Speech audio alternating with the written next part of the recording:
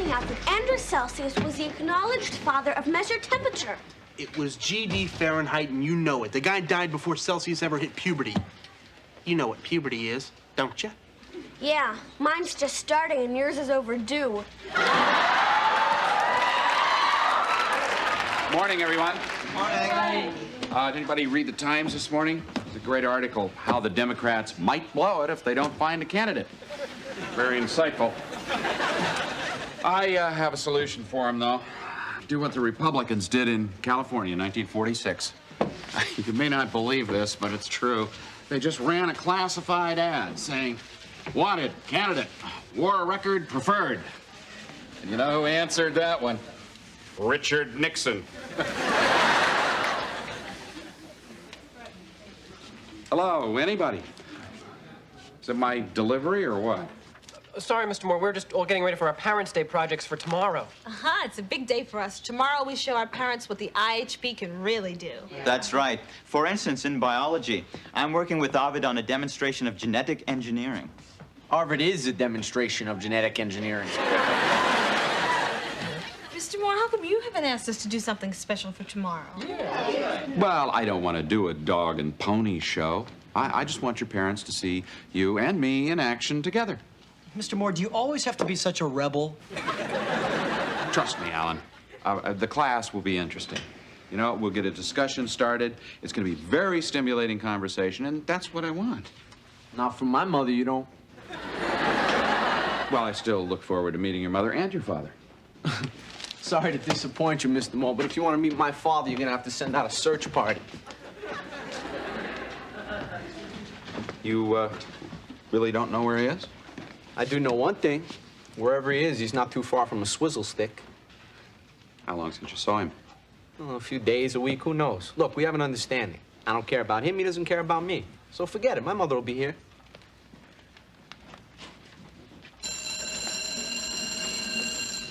Okay, I thought we'd use today to go over the last week's work.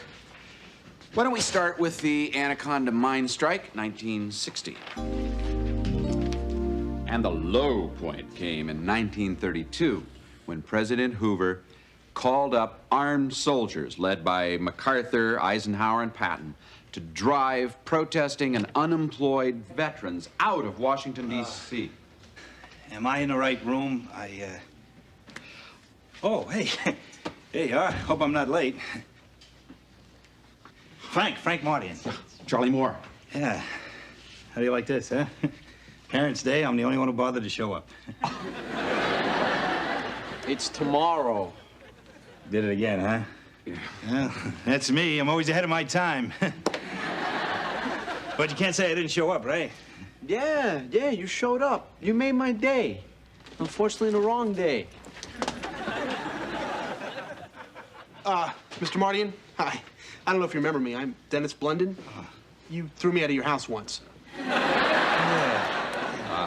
Frank, if it's all the same to you, maybe you could come back tomorrow. Oh, I can't. I'm here now.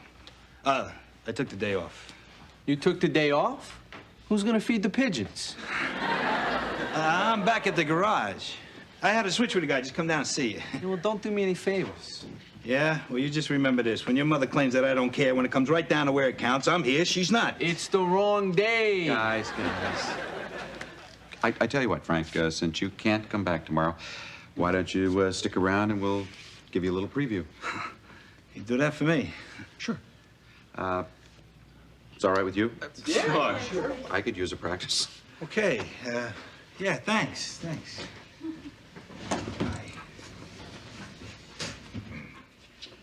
So, I was going to start off by talking about the 1950 senatorial primaries in Florida, in which a man named George Smathers ran against Claude Pepper. Among other things, Mr. Smathers made the following accusations.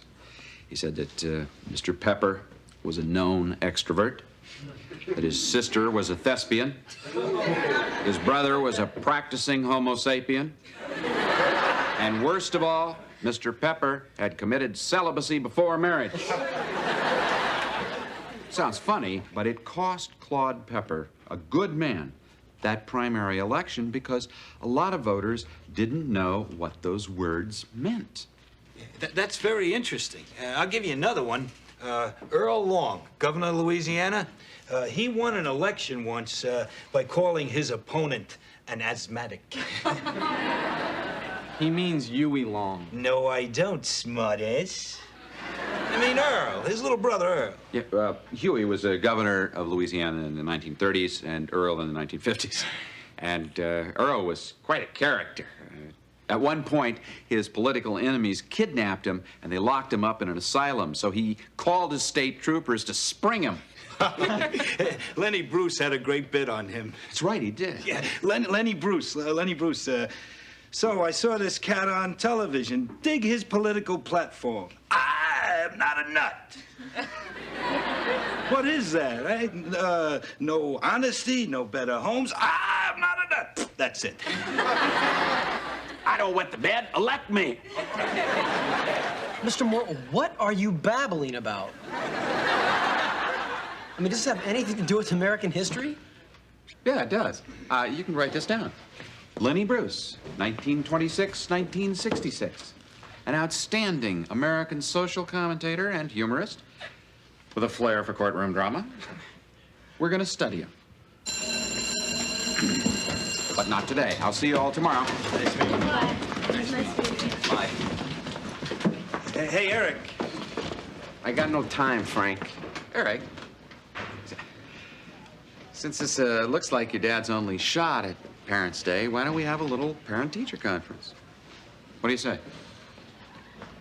Give me a break.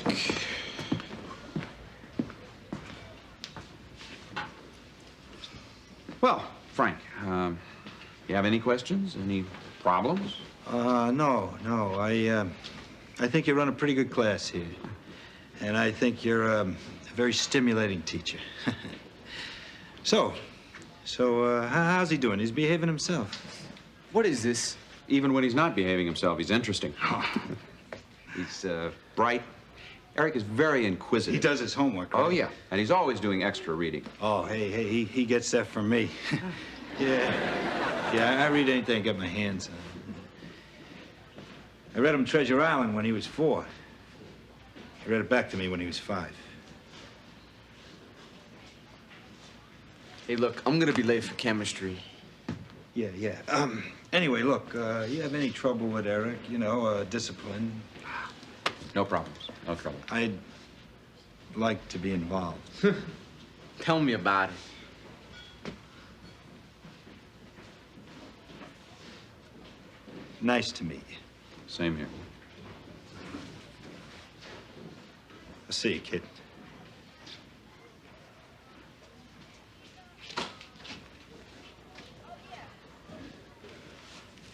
I'm sorry you had to go through that.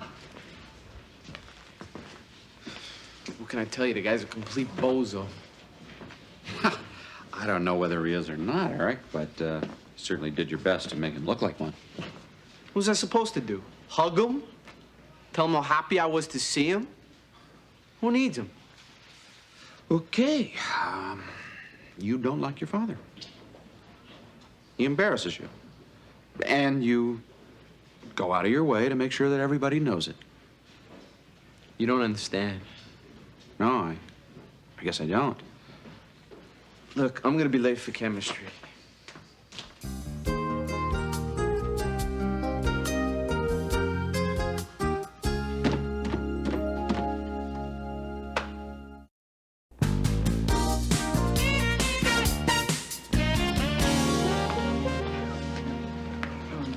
Where's your mother, Maria? She's late, which is good, because when she gets here, I am going to die. I'm sorry my father's going to miss this. Don't worry, it'll all be on the Darlene Merriman show. You know, Mr. Moore, ever since you started teaching here, well, we've noticed a big change in our Arvid. For the better, I hope. Oh, yes. Oh, he's more mature. He's gained more confidence, broadened his interests. Girls.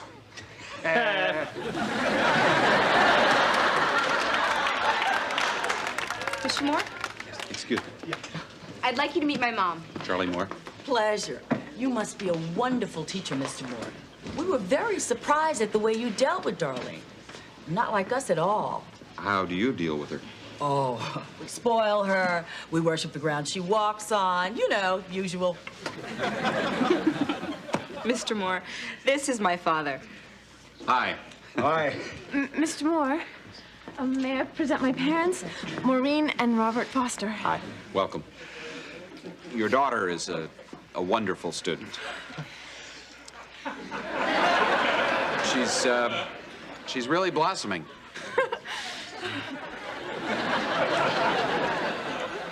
She's really breaking out of her shell. Oh, Mr. Moore, excuse me, the Blundens are here. We'll talk more later. Mr. Moore, I would like to introduce you to my parental units. Mr. Moore, I'm an upfront guy, so I gotta speak the truth. I apologize for my son. I mean, who can explain it? I apologize. Yeah, and Mr. Moore, if you don't mind, I'd like to apologize for my parents. Hey, you keep this up, and we are taking that refrigerator out of your bedroom. Should I tell him now? I'm gonna tell him now. Oh, no, honey, don't. You were adopted. Oh. Yeah. Oh, you were not adopted. Will you stop? Hey, I can dream, can't I? I was Oh, I guess, ladies and gentlemen, if you could all please take some seats, I'm sure that Mr. Moore would like to get started, okay?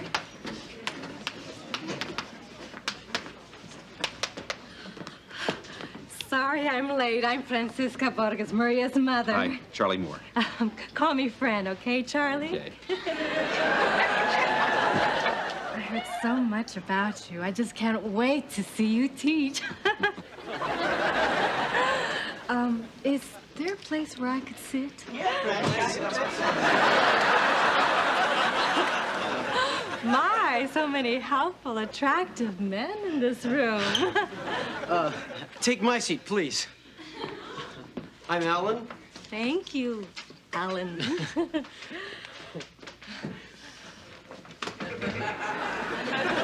Hi, baby!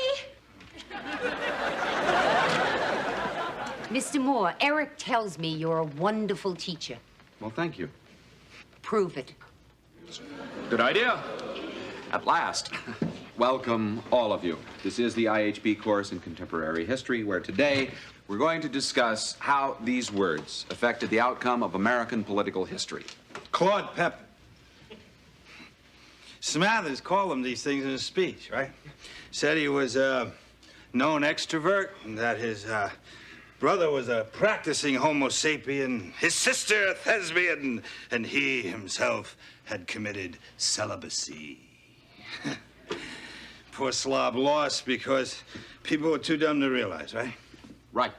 It's real good, Frank. Just took the words right out of my mouth. This was the preamble to our discussion about the importance of education as a centerpiece in any democratic society. Way to go, Frank. What are you doing here anyway? What, are the cocktail waitresses on strike? Visiting my son. Oh, really? What is it, leap year?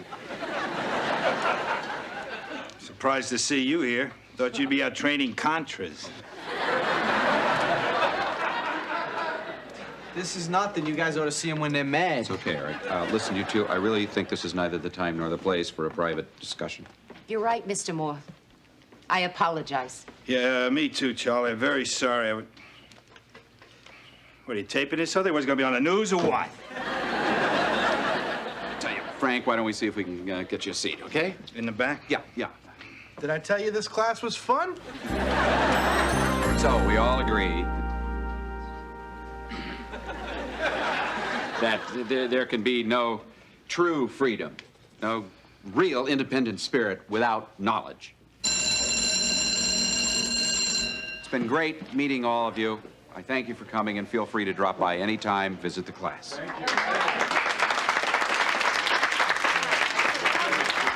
If you're ready, parents, I'll lead the way to chemistry, and please try to stay together. I have lost more parents than you can imagine. Thank you, Mr. Charlie, you look just like my third husband. Really? How many times have you been married? Twice. You were flirting again. I was not flirting. Yes, you were. Mr. and Mrs. Foster. My husband and I, well, We just... you see, Mr. Foster and I... You both enjoyed yourselves? They really enjoyed meeting you, and they appreciate the care and sensitivity you've shown. Simone, there's no need to make a scene.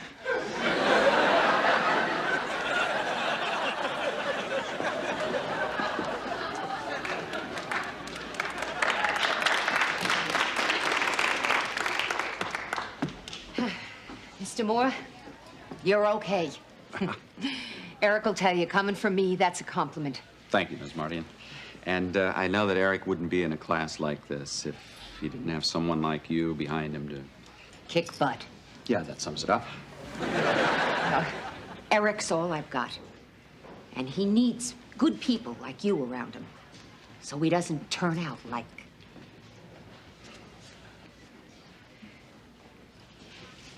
So anyway, thank you.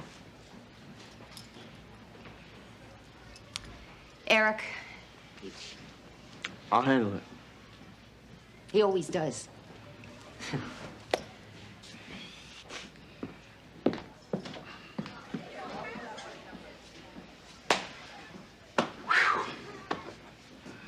Nice, huh?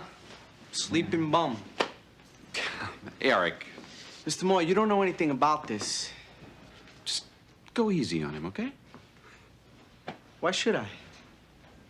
No, please, tell me. Okay, because he's proud of you, and he knows that you're not proud of him. Because he's failed you, and he knows it. Because he came to school on Parents' Day. I mean, he came here to see his son. Eric, I think you have two choices here. You can ask him why he came, or you can just make him sorry that he did.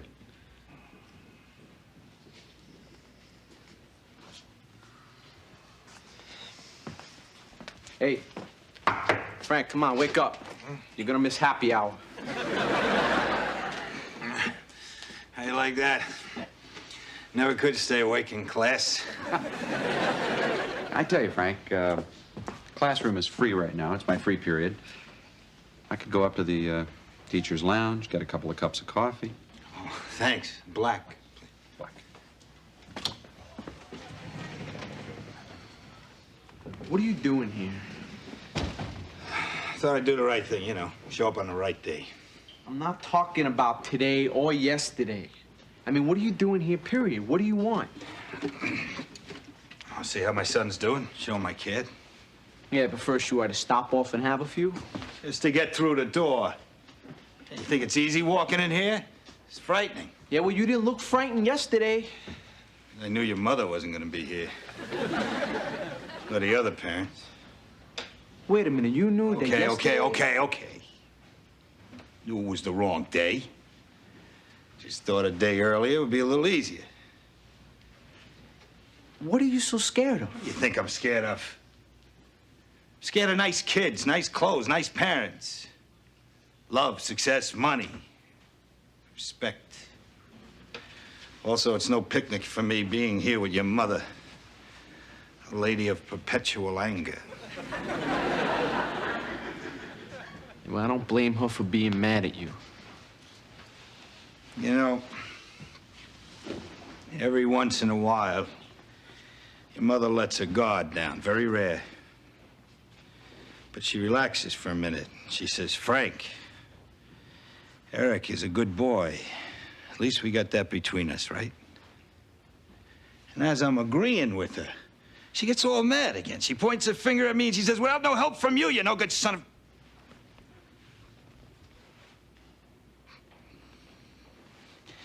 I grab her hand. I say, shh, Madeline, you're right. That's why I'm depending on you. Because no matter how much I love that kid,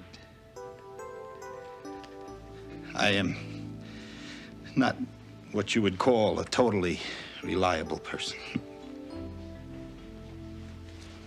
You're lucky, kid. You have people like your mother. This teacher, hey, he's okay. Okay? It's great. He's got time for me. He understands me. At least he tries to. And he's honest. We could talk. Hey, that's what I was trying to get started here with us. So you came to school? Yeah. Which is good. But you got loaded first, which is bad. You gotta change that. You gotta change that or nothing's gonna change between us. It's not that easy. No. It isn't. Coffee. Oh, thanks. You know, I hear it's possible to acquire a taste for this stuff. Anything's possible. If you want it bad enough. Hey, look, I got chemistry next period, Mrs. Myers. You want to meet her? You mean go to your next class? Oh, I don't think so. Why not, Frank? It's Parents' Day. You qualify. Do I? Just barely. But yeah, you do. Chemistry. I used to be pretty good at that. So come on. Take care of my son, okay? It's a pleasure. Chemistry.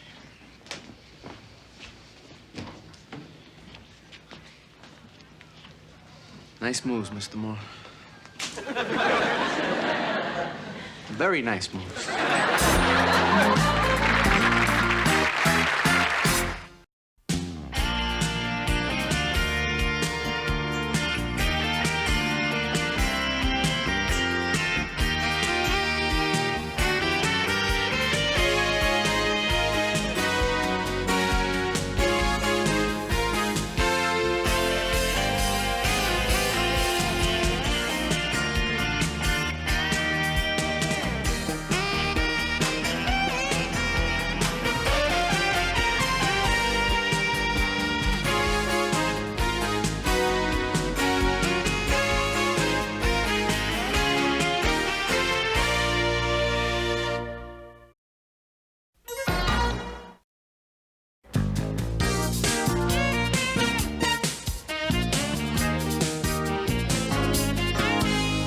Okay, in the few minutes we have remaining, I'd like to propose a new project. I think you'll find it an exciting way to look at history, okay?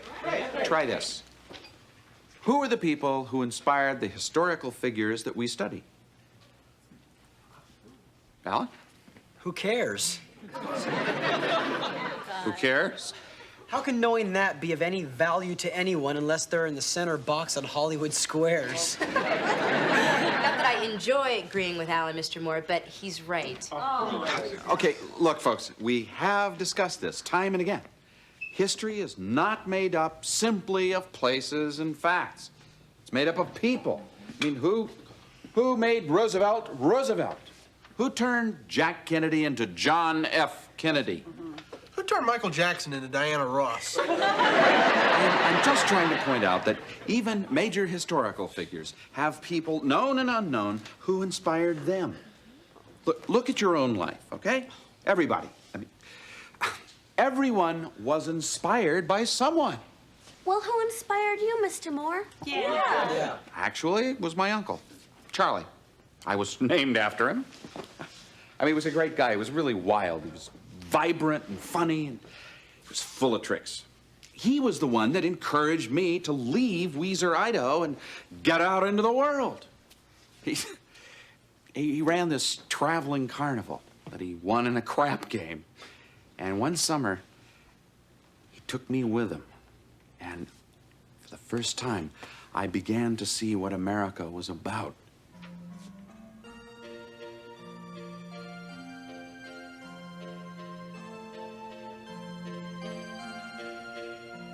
He's been dead about 20 years. But I I still picture him.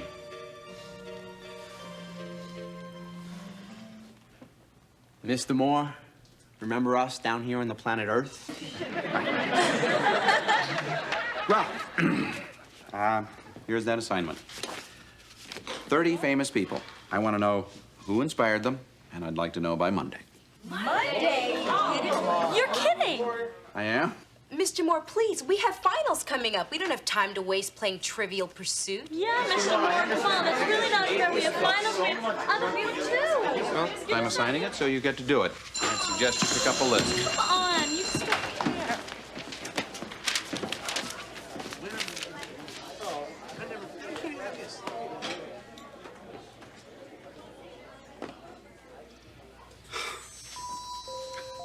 Tell you, Uncle Charlie, it is like this so often lately. I keep trying to open them up, you know, but I'm just not getting through to them like I used to.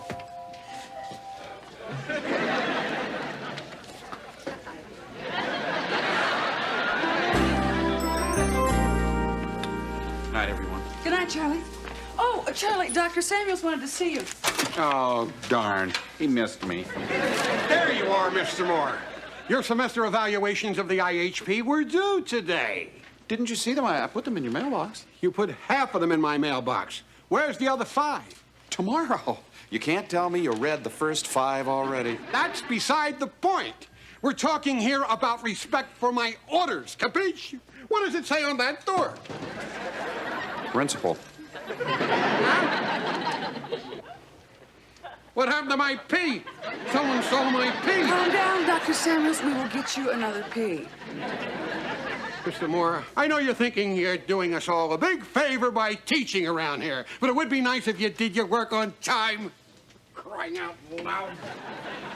You know, I just about had it with him and this job and everything. Charlie, everybody gets grumpy before finals. No, I'm talking beyond grumpy. This is adios, amigos. Hey, whoa! We're getting just an eensy-beensy bit sensitive here, aren't we? Uncle Charlie, please tell me, what am I doing here? I didn't come to New York to be a permanent substitute teacher. Well, I know. You came here so you could take your clothes off on stage and dance naked in front of people. That was just one show. Hair. I mean, it was the 60s. I wish you could have seen some of my later work. I saw it. We see everything up there. Not that we want to see everything up there. God, I miss junk food. Oh, God, I miss junk food. The family always called you the black sheep. How did you get in up there? Fake ID. Honey, if I had a body. Look, kid, you belong here. You're a natural-born teacher. You were always a teacher, even when you were little. Okay, Keto, my deal. Here we go. Down and dirty. Hey, wait a minute. What's going on here? Yep, that's a light tech. You holding out on me? No. Look at that. Got an ace right behind your ear. I'll say that's a wow. Now, as I was saying before, you will find that the girls in Chicago and New York are quite a bit different from the farm girls around here. They will actually allow you to kiss them without putting an engagement ring on their fingers. Uncle Charlie! What? You're dealing from the bottom of the deck. I sincerely hope so. This takes a lot of practice. You cheat your own nephew? Charles, I'm trying to show you how to do this. You want to get ahead in life? You got to have a little bit of an edge. Not by cheating. Wise up, Chucky. It's a cruel world out there. Everybody cheats a little bit. Play those. Winning isn't everything. It's how you play the game. If a guy's got to cheat, he's lower than a lizard's liver. If I want to be preached at on a Sunday morning, I will go to church.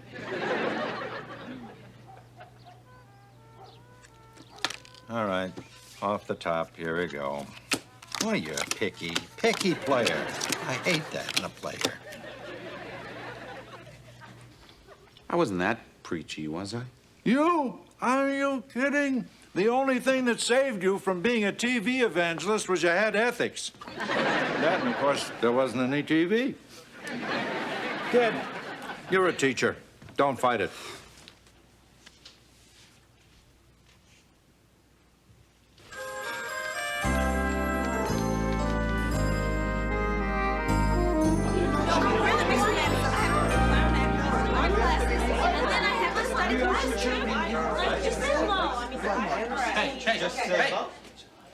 Good morning. Morning. Mr. Moore, if I could speak for the others, considering our workload to prepare for finals, could you please rescind the assignment you gave us? Mr. Moore, you're not being fair. Not fair? Need I remind you, I am the teacher, you are the students.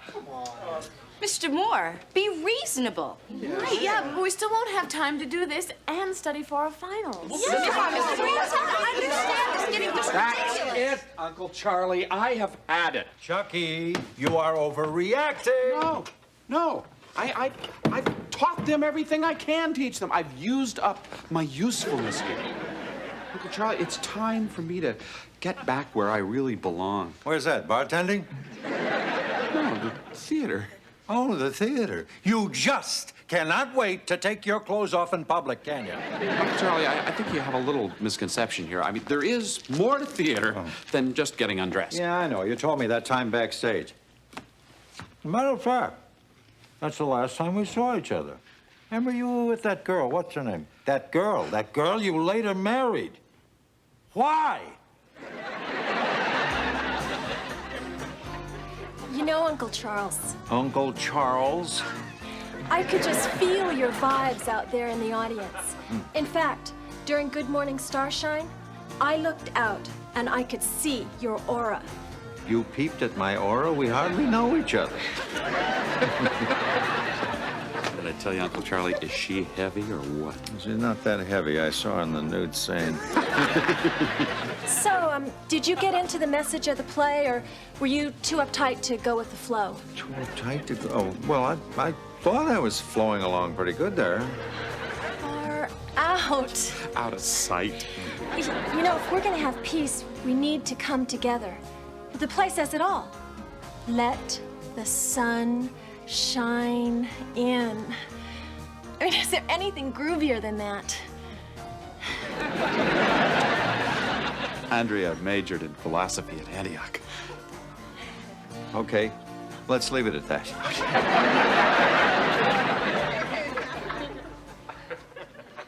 Okay, I was young.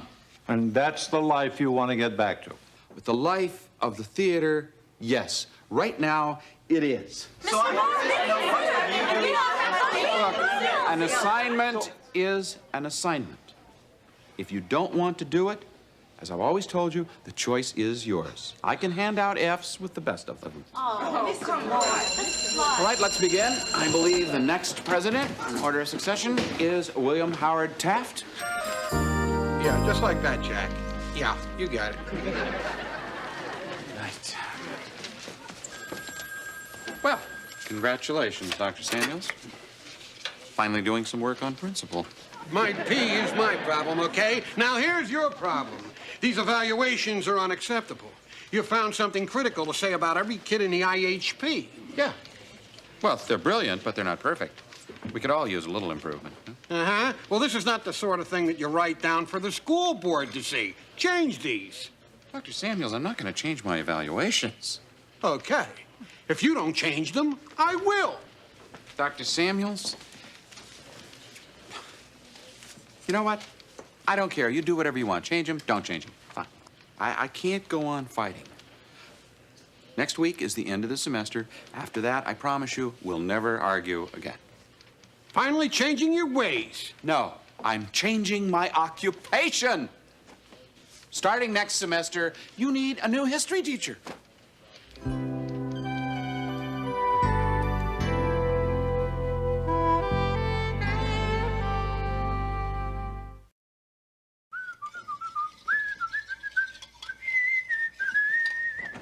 Hey, what's going on out here? Bird migration?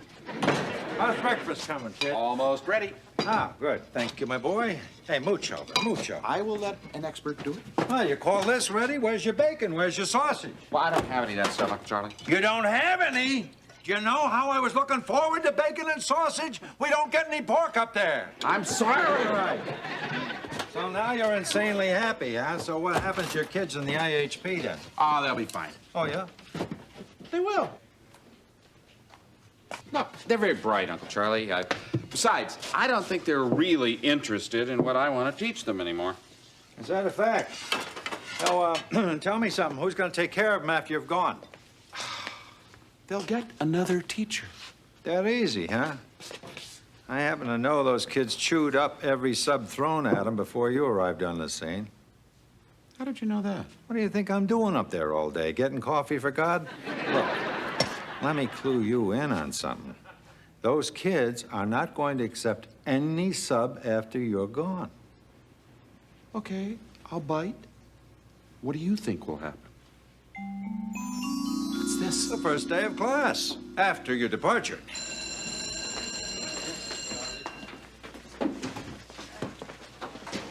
Okay, so who's gonna teach? Dorfman? Okay. Hi. You know me, Mr. Dorfman. You'll have to forgive me. This history thing's kind of new to me. So, where are we? William Howard Taft. Well, I think I remember a little about him. He was a president of the United States.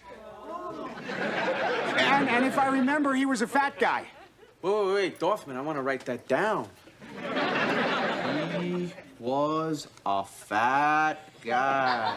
I don't want any lip out of you, Mardian. And take off those sunglasses. What's wrong with sunglasses? What's going on here? Read a comic book, Bubba. We've got finals to study for. Look, I'm the teacher here. I say what goes.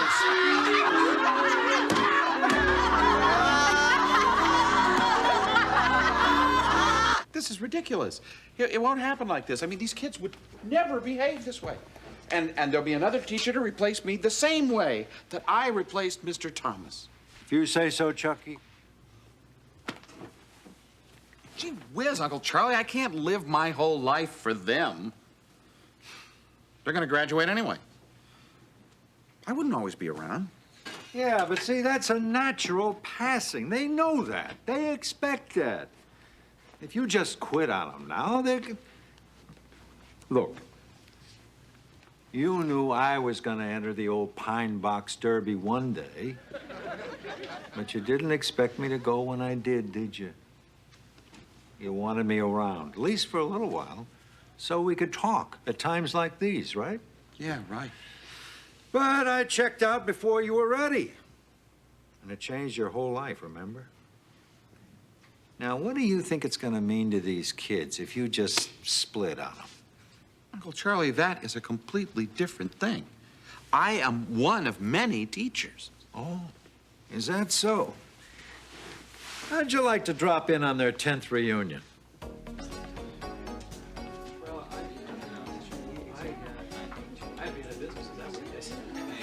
Hail, hail, the gang's all here. Maria? Maria! Arvid? Hi, baby! I didn't recognize you. You look so, available. What have you been doing? Oh, you know, getting divorced, shopping, channeling, aerobics.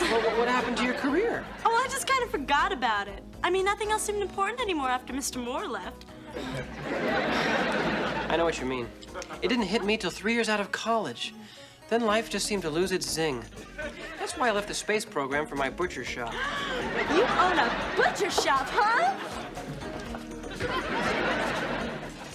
So I was just bumming around looking for the meaning of life. That's when I ran into Jawaharlal.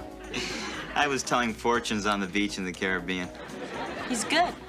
Told me I had no future. So now I shill for him. I guess we all changed. I should have never married her. It's a disaster.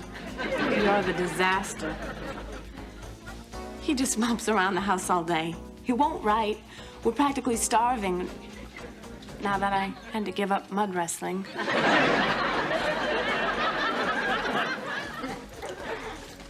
Anybody want to buy a chicken farm?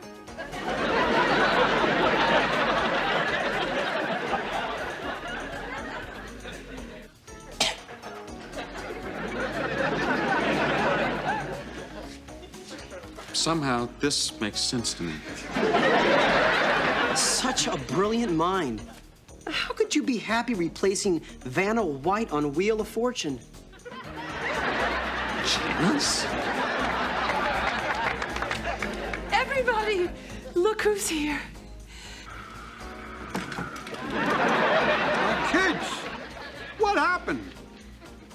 Look at you. You're all bums. Uncle Charlie, it would never turn out like this. Believe me, they are so ambitious. They'll do just fine. You don't have to worry about that. Come on, kid. I'm just a figment of your imagination. You're the one's worried. Okay, so I'm a little worried. I think that's natural. But I can't go around trying to solve everybody else's problems. You know, I've got a life of my own to live. I got a little theater company in Newark to run, and well, I told Samuels on Friday, and I'm going to tell the kids on Monday.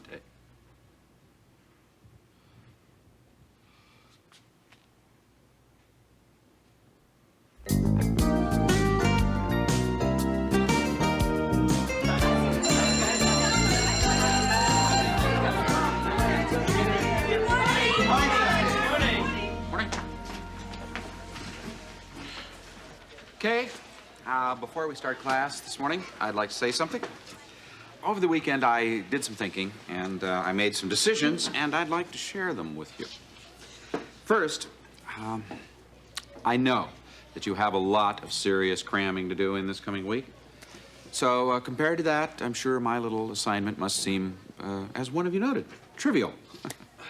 So let's just forget my assignment, okay? Cram to your heart's delight. Mr. Moore? Yes? We've already done the assignment. Yeah. After Friday, we all talked it over, and we agreed that we've been acting like ungrateful brats. Even I've been less than perfect. You've done a lot for us, always encouraging us to look at history in a new way, and, well, I guess we started to take you for granted. Sorry. We're all Sorry. And in addition to doing the assignment, we also thought that we could each tell you individually the person who inspired each of us most the way your Uncle Charlie inspired you. And I thought I'd be the one to start. The person who's inspired me the most? Charlie Moore. Simone? Charlie Moore. Charlie Moore. Charlie Moore. Charlie Moore. Mr. Moore. Mr. Moore. Charlie Moore. Charlie Moore. Mick Jagger. Eric. Charlie Moore. So what was it that you wanted to share with us? Well, matter of fact, I was going to tell you that I resigned last Friday. What? Why? Lately, I feel like I'm not getting through to you, to get you to be open to the alternatives in your lives. See, that's really important to me. To let you know that winning isn't everything. Well, we know that. Sometimes we forget. Yeah. So do I. Well, I spent most of the weekend chatting with a distant relative, and I realized how much I miss theater. I also realized that I derive a similar pleasure and real satisfaction from doing this. And I would miss all of you. So I decided to withdraw my resignation. Let's get back to the reason we're all here, okay? Last Friday, I think we left off, we were about to grapple with William Howard Taft.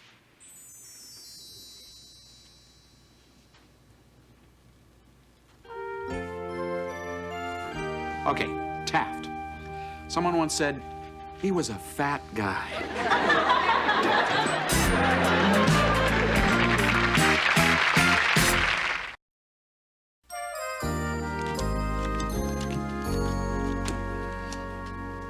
Solitaire? Hey, let's play a man's game. As I recall, you liked poker. Right. Bogey and Houston got a hot game going on upstairs later, but I can play you a few hands. Deal. You remember how to deal, don't you? 5 cards off the top. Yeah, I remember 5 cards. Okay, deal. Deck sounds a little light. Huh? Excuse me. Kid, you're learning.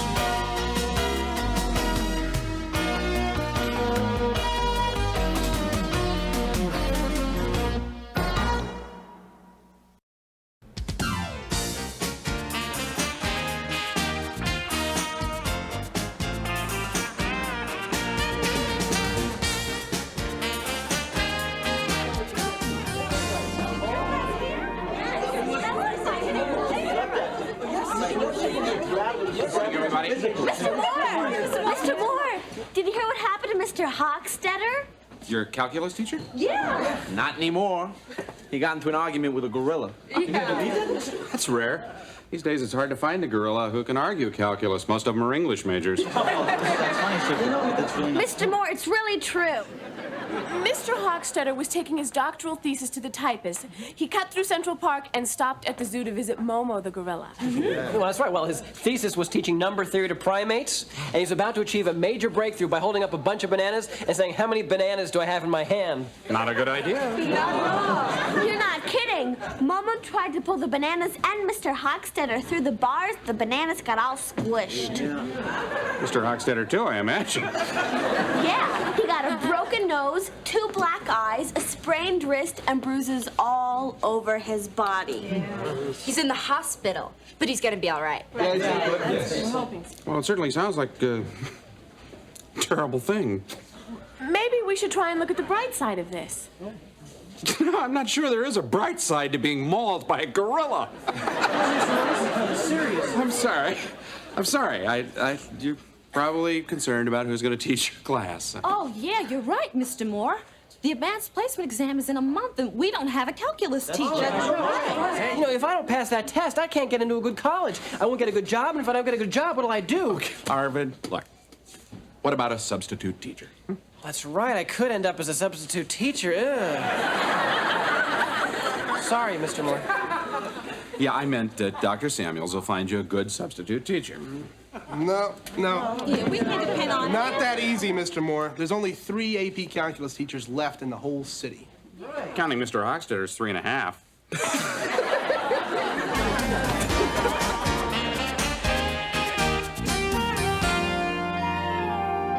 Morning, Miss Mira. Oh, hi, Charlie. Oh, gee, I pity the poor guy who's got to fill Hochstetter's shoes. Yeah. What you mean, shoe? Your beloved principal never ceases to amaze himself. For my IHP, I have found the calculus substitute from the gods. A working professional mathematician from Larwind Labs. You'll never guess who it is. Oh, yes, I will. No, you won't. Yes, I will. $5. Arvid's father. So, what's on your mind, Arvid? Well, I'm kind of worried about this, Mr. Moore. You're embarrassed about your father being around. Are you embarrassed about my father? Ulrich Engen, Ph.D.? Well, that's crazy. Well, Arvid, yeah, I was embarrassed when my dad came to visit my school. Well, yeah, but my dad's a great man. I mean, he's a genius. He was published in Scientific American. He's on the school board, you know. You know, I remember when I was a kid, he was going to teach me to play catch, and he started explaining Newton's law of thermodynamics. I mean, of course, when I was older, we'd go out to the park with our bat and ball and gloves and have some really intense discussions. Sounds like you spent some time together. Yeah, we were always very close. You know, Mr. Moore, before I was in the IHP, I didn't have many friends. I mean, even the puppy I rescued from the pound left me for a more popular kid. Sounds like your dad was a good friend. Oh, he was my best friend. I mean, all those hours we spent together, just him and me and Mr. Potato Head. I mean, so you can understand why I'm worried.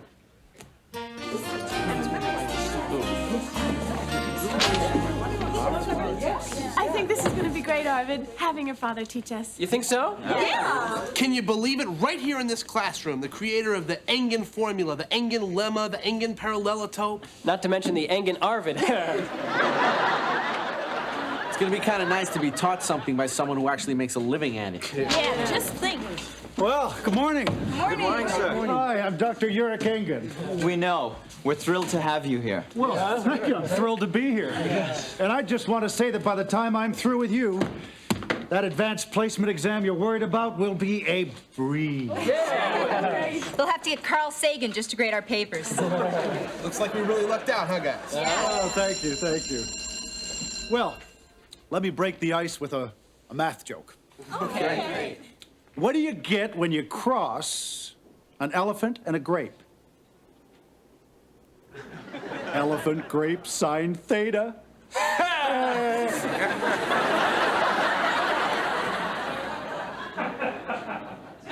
Nobody gets it? No. Well, isn't this class familiar with the vector cross product?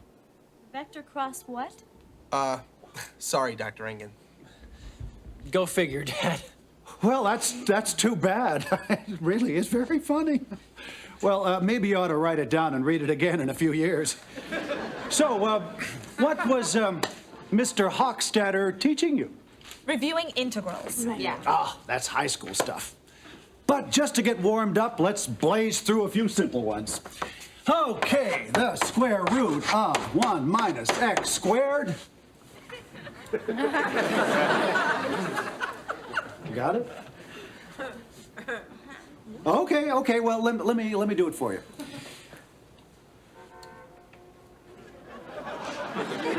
The answer is pi over 4.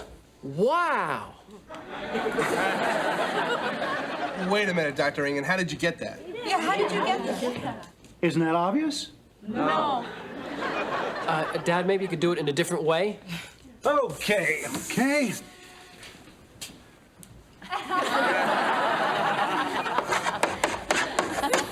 Pi over 4. Thanks for clearing that up, Dr. Engen. Okay, let me give you your homework. Now, first, add up the series 1 plus a half plus a quarter plus an eighth plus a 16th ad infinitum. Okay, second, calculate the arc length of any lemniscate you like. And third, consider this equation.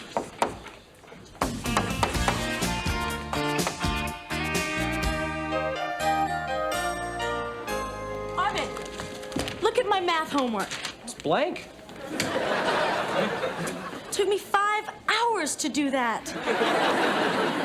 You're very neat. Who has a favorite lemniscate? What is a lemniscate? Well, it's just a figure 8. Why didn't he just say that? And that series of numbers, it goes on and on and on. It just won't stop. Exactly. Every time you think you've finished, another one comes along. Sort of like the Rocky movies. Okay, I mean, maybe the homework was a little harder than we're used to. I don't mind harder. I just don't need a math teacher who speaks to me in tongues. Well, I heard that, Dennis. Well, you've always hated my father, ever since he yelled at you for eating my little sister's baby food. Her formula, I understood. His, I don't.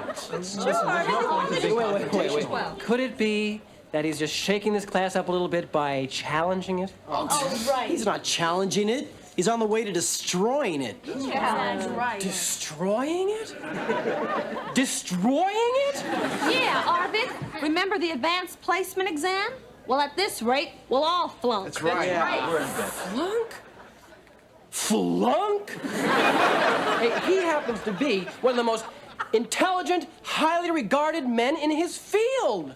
What about my field? If your daffy dad ruins my chances in math, I'm gonna be lucky to get a job cleaning windshields outside the Holland Tunnel. Daffy Dad? Hey, my Daffy Dad has forgotten more math than you'll ever know. Then why does he keep it to himself? Let us in on it. Face it, your father can't teach. No, he can teach. You can't learn, that's the problem. You've all been in the IHP for too long, you think you know everything. And finally, when you're confronted with a man who has a black belt in mathematics, you don't know what to do. So you become mean, petty, jealous, and disloyal. And as far as I care, you're gonna go jump in a lake! Whoa, talk about overreacting. Arvid will get over it. In a second, he'll come back in here and apologize for losing his temper. And another thing, you're spiteful, whining, pampered, rude, and uncivilized, and I hate you all! Mr. Moore, your class. Listen, where do you get our Excuse me. Class, Arvid. You've only had one class with Dr. Ingen. Now, I really don't want to hear anything more about this until you've had 2 classes, okay? Thank you, Mr. Moore. It's nice to You know don't this. want to sit down? Okay.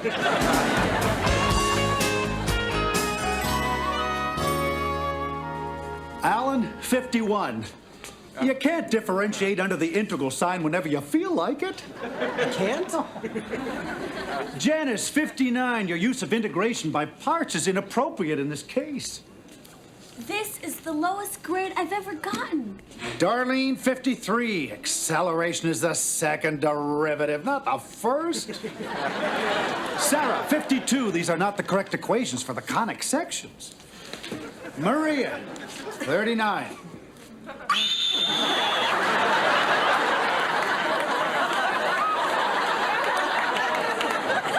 Well, you didn't answer most of the questions.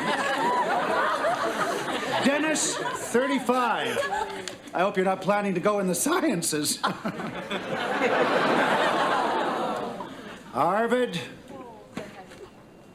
you're slipping. What did you get, Arvid? Fern and Dinky. Come on, Arvid, what'd you get? Henny Thingy. Arvid? 87. Lucky guesses. Besides, we have the same genes. Okay, everybody, let's move on. Dr. Ingen, if we get a problem wrong and you don't show us how to do it, how are we gonna learn? Yeah. We'll work on that. Okay, now, we could go on to the next chapter in your book, but instead, let's have some fun with isoparametric equations.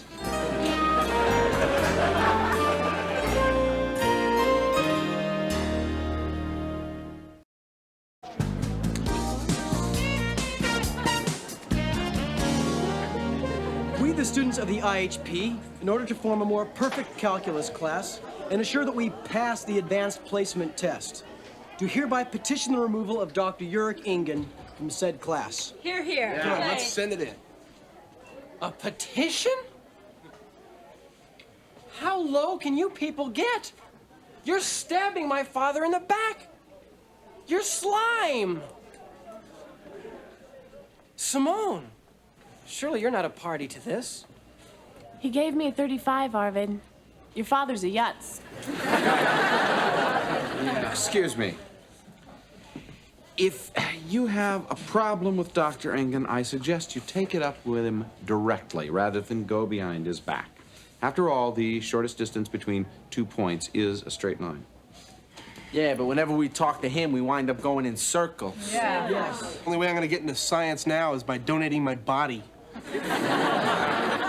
I am simply saying, before you pass this petition around, discuss your problems with Dr. Ingen and see if you can find a solution. Mr. Moore, you said 2 classes. We've had 2 classes. That's right. Mr. Moore, if you don't like our petition, you ought to check out his class. Is that all right with you, Arvid? Fine with me. Okay, I'll think about it. And so the arc of the lemniscate is given by the integral of the dr over the square root of 1 minus r to the 4th. Quadratic case, we do the substitution r squared equals... Yo, Dr. E, remember us, the class? Oh, yeah, just 2t squared over 1 plus t to the 4th. Dr. Engen, I'm lost. Yeah. But this is exactly what the Italian Count Fagnano did in 1719. You see, when we rationalize this equation... Excuse me, Dr. Engen. We can't see the board. Oh, how's that? Dr. Engen, we couldn't understand this even if we could see it. I spoke to a friend of mine who's a grad student at Columbia, and he said these topics are way over our heads. They're not even in his book. Well, this is an honors program, isn't it? All right, class dismissed.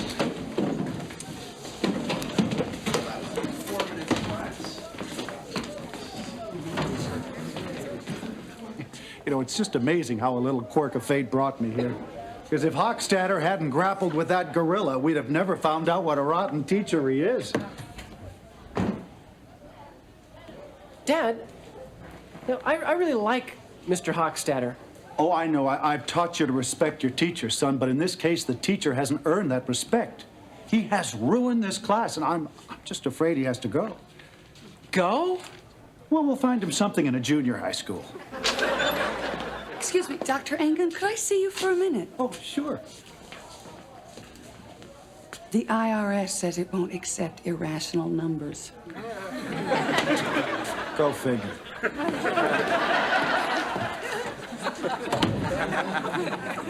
They're right about him, aren't they? Well, let's put it this way, Arvid. I don't think the Teacher of the Year committee is going to be battering down his door. He thinks Mr. Hochstadter's the problem. Yeah. But he's the problem. Yeah. I didn't want to see it. I was blinded by my own filial devotion. Well, that happens. So, are you going to confront him one-on-one like he said? I didn't say I was going to do that. I said I thought the class should deal with him directly. He'll be crushed. Well, under the circumstances, maybe you should be the one to talk to him. Me? Yeah. I couldn't do that, Mr. Moore. He's my father. I mean, how can I tell him he's not perfect at something? Is he perfect at everything? No, I guess he's not. Taught you to tell the truth. Yeah, he did. Yeah. Well, this might be a good time to do that.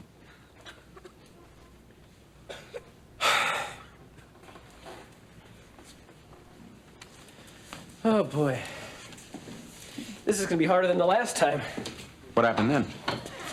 I had to tell him I wanted to start picking out my own clothes.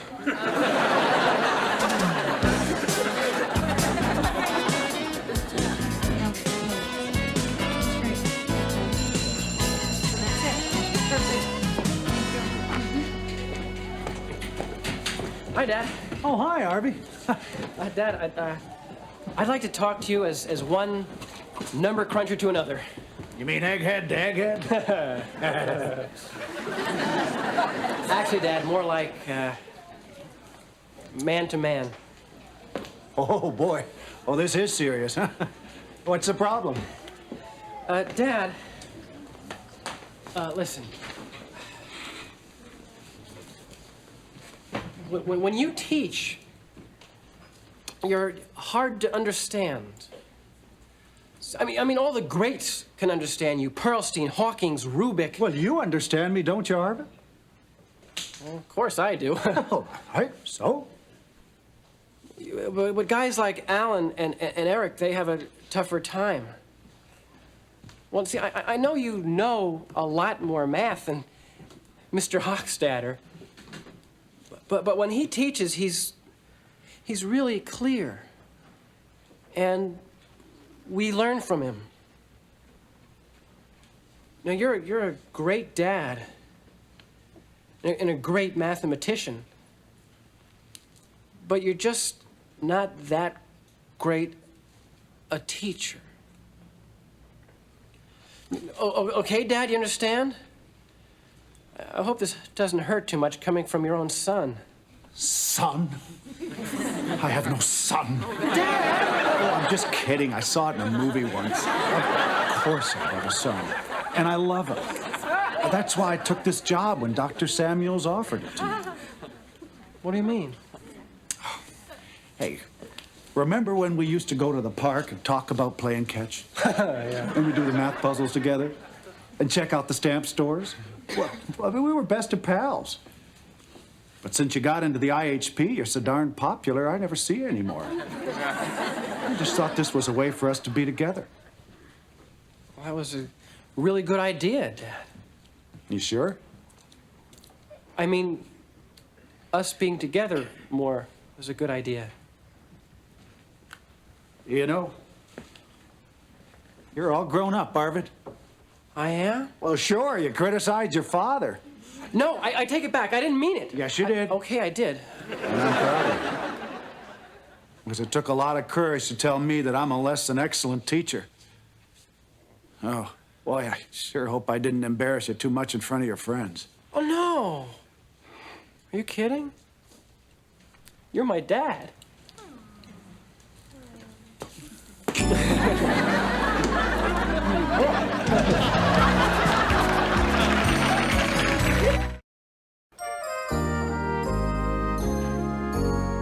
So, attempting to fold a little contemporary history into your calculus class, I'm going to ask you to think of Dr. Ingen here as the distinguished representative from the sovereign nation of Mathematica. And I want you to think of Arvid as his UN simultaneous translator. Take it away, boys. Okay, hit it, Dad. All right, take the series whose general term is 1/2 to the nth. Just relax. Just write 1 plus 1/2 plus 1/4 plus 1/8 plus 1/16, and so on. Okay, Arvid, I'm with you so far. Call the series S. Just write S equals in front of it. Now multiply by 1/2 and subtract. That's it. Simple. Oh, I'm lost again, Arvid. Just relax. I'll talk you down. Multiply each term by 1/2. So 1/2 of 1 is 1/2. 1/2 of 1/2 is 1/4. 1/2 of 1/4 is 1/8, and so on. But that's what I said. No, Dad, that's what you thought. Remember? You do the thinking. I'll do the talking. Sorry? Okay, so you see, each term becomes the next. So all the terms in the first series, except for the 1, are here in the second. Now, if we subtract, all the terms cancel out except for the 1. So if you subtract half of S from S, Then you get half of S. And if half of S is 1, then S equals 2. Yeah. I did it! I solved an infinite series of numbers! I am not a moron!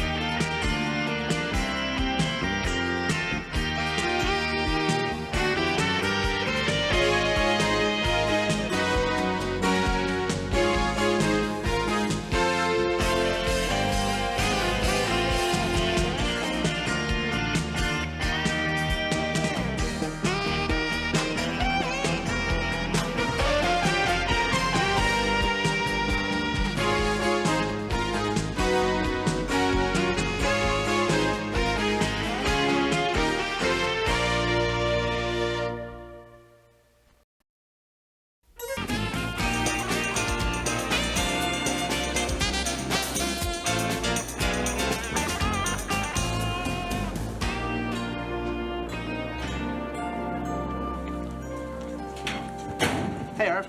Hi, Dennis. What do you got? This is my science project. The Blunden Superconductive Electromagnet. A magnet so powerful it could suck the fillings right out of your head. Wow. Want to see it work? Yeah. Watch this. Okay, I need something metal to test it against. I haven't got anything. Hey, how about the door? No, you don't want to close it.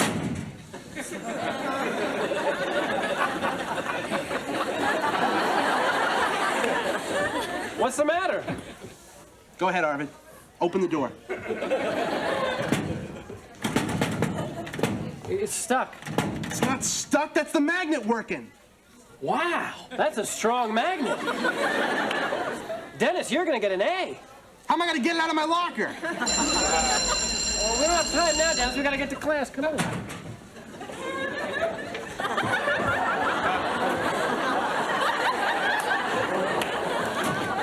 Dennis, come on.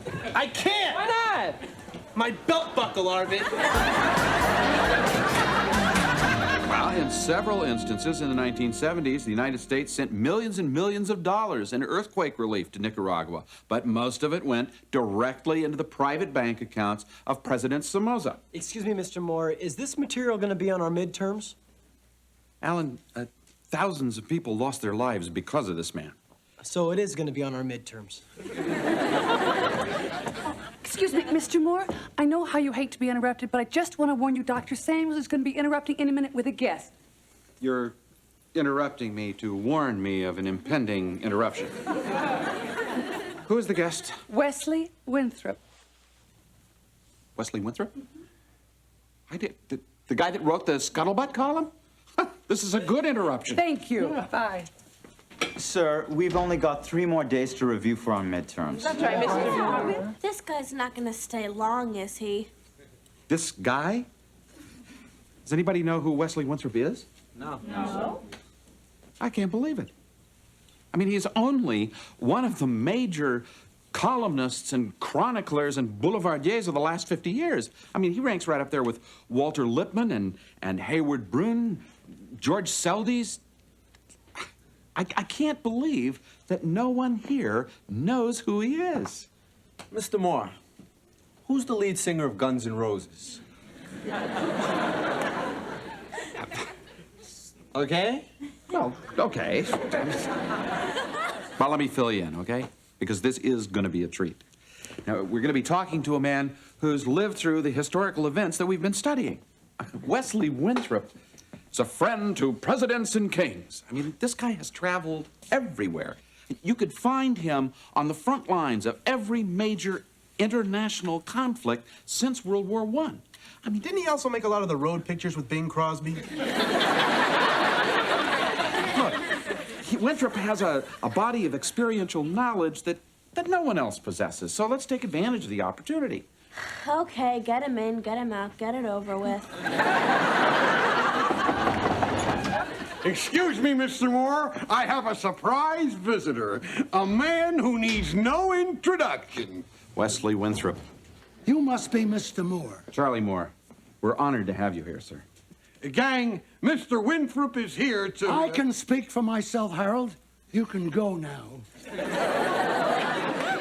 You will invite them to your book launching party tomorrow night. Yes. You are all invited to my book launching party tomorrow night. Happy, Harold? Goodbye. Later, gang. Well, Mr. Winthrop, I know everybody's anxious to ask you questions about your... In my day, the teacher wore a suit. A dark suit with a tie that looked like a tie, not like the flag of some emerging nation. I suppose it all fits. Graffiti on the walls, lack of discipline. I can't believe this is my old school. Oh, so this is your alma mater. Quick, aren't you? Of course, this is the smart class, and none of us ever dared lounge in their desks like that. They sat up straight and paid attention. Wow. Mr. Winthrop, I'm sure the class is anxious to ask you some questions about your many adventures. I know I am. So...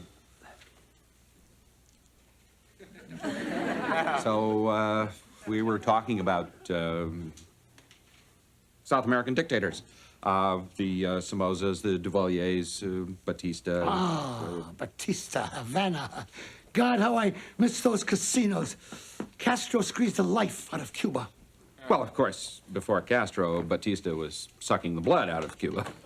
Oh, Fulgencio Batista, 1940 to 1944, 1952 to 1959, right here. Batista, the stenographer. No.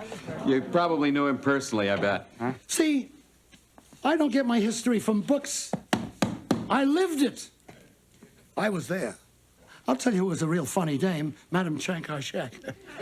We were at a banquet in Shanghai, and she leaned over and said, Ni hao, ni jiao, shama, but Juan Perón was no friend of mine. He took $200 off me a gin. Cheating his people, well, that was par for the course down there, but cheating at cards, that's unforgivable. But that Evita, oh, could she rumba? Thank you very much, Mr. Winthrop. I'm sure we all learned a great deal. Right? My pleasure, Charlie. It's been quite some time since I spoke to this kind of audience. Yeah, captive. In fact, time passed so quickly I didn't get a chance to tell my favorite John Foster Dulles story. Oh, well, I'm sorry we've run out of time. I'd like to hear it. Well, I'll be back tomorrow. You could come back? That would be great. As Doug MacArthur said, I shall return, to which I replied, you'd better. You're up $40. You're up $40. Poker game. Gotta tell you, I'm a little disappointed. Oh, come on, Mr. Moore. He's an egotistical bore. Mr. Moore, he's worse than boring. He's wasting our time. Hey, come on. He said some interesting things. Mr. Moore, here's a guy lucky enough to meet every world leader of the century. Well, what can he tell us about them?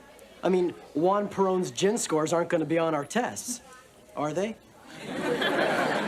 Okay, I'll agree with you that a lot of what he said might be considered trivial. And I'll agree that he was often overbearing. Worst of all, he hated my tie. But that doesn't mean that we can't learn from him. But you don't have to think of him as an old fogey. You can think of him as an old and treasured book. Yeah, Gone with the Windbag.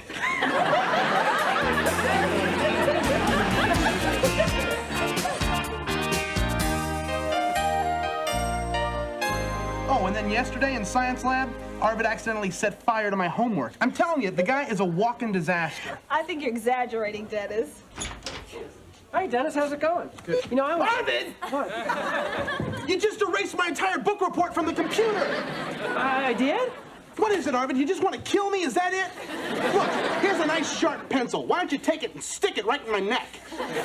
Dennis, I'm sorry. It was an accident. Are you sure, Arvid? Of course I'm sure. My therapist says there are no accidents. There's a psychological motivation for everything you do. You're obviously suppressing a subconscious hostility that manifests itself in these so-called accidents. Me? Hostile toward Dennis? But he's my best friend. Why would I be hostile to him? Yeah, why would Arvid hate me?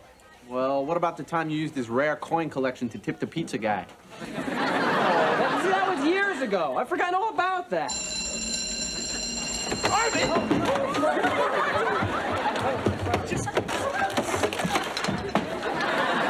Morning, everyone. Mr. Moore, could we just drill for the test today? Yeah. Well, if we have time, don't forget Mr. Winthrop is with us again. Oh, goody. I'm sure all of you are going to be particularly attentive today. Mr. Winthrop, the class is getting ready for a midterm exam in history, and what better way to study than having a chat with Mr. Winthrop, huh? What do you kids want to know about today? Paris in the 20s, Berlin in the 30s, Potsdam, Yalta, you name it. I was there. I'd like to hear your version of the Yalta Conference. I mean, did the West really buckle under to the Russians? No, I've always wondered about this. I was there with Winnie Churchill, FDR, Joe Stalin. Joe couldn't stand Winnie's cigars, and the more he coughed, the more Winnie puffed. It cracked me up. Yeah, but what did they talk about? What did they talk about? They talked about which one had the biggest office. Excuse me, Mr. Winthrop, when was the conference? When? Hell, it was near the end of the war. It must have been winter. It was so cold, I almost froze my rear off. The palaces are damn drafty. Could you be more specific? Yeah. The palaces didn't have any heat. The Yalta Conference, February 4th to the 11th, 1945. Excuse me. History is more than just dates, you know. Try asking him about people. Truman? Trotsky? Mussolini? Oh, there was a guy. Benito. He did an impersonation of Hitler that was hilarious. He took his comb, put it under his nose, and he had the walk down pat. Was that about the time Mussolini invaded Ethiopia? Yeah.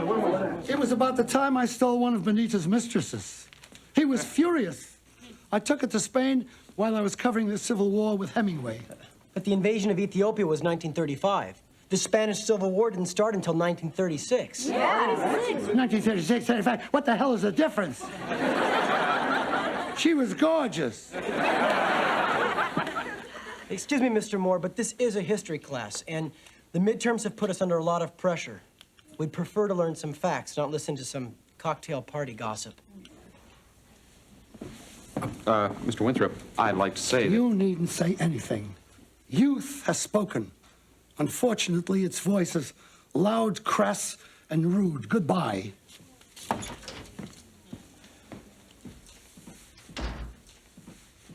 I agree with him. Look, you have to admit, he doesn't have his facts straight. Fact number one. Wesley Winthrop is 85 years old, and as far as I can determine, he has not wasted a single moment of his life. Now, fact number two, he has some incredibly rich memories crammed into his mind. So it doesn't really matter if he gets his dates mixed up. You can look those up anytime you want to. Fact number three, here's a man who's seen everything, he's done everything, he's been everywhere, he knows everyone, and yet late in his life, he chooses to come back to Fillmore High School. Now, doesn't anyone wonder why?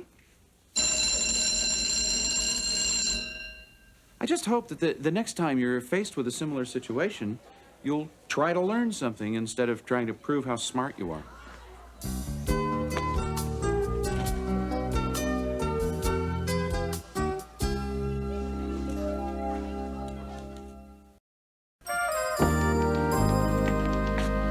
Excuse me, Mr. Winthrop come in? Wesley Winthrop? The man that just stormed into my office like a bat out of hell? He's in there calling a cab. What happened? Well, let's just say he and the kids hated each other. Well, now, what about the photos of him with the IHP at the book signing? And the Distinguished Alumnus Award. What Distinguished Alumnus Award? I thought of it this morning. I ordered a beautiful bronze plaque. Here, read it to me. Ooh, your school here. Distinguished Alumnus Award presented to your name here. Give me that.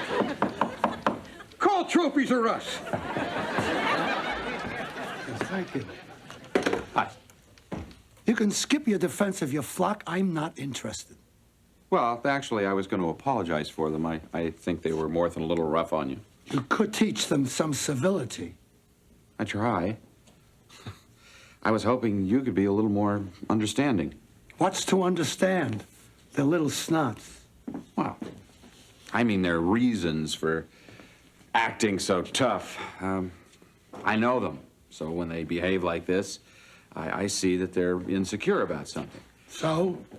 Well, in your scuttlebutt column, you were pretty tough on everybody. Everybody deserved it. So what were you insecure about? I was only insecure once in my life.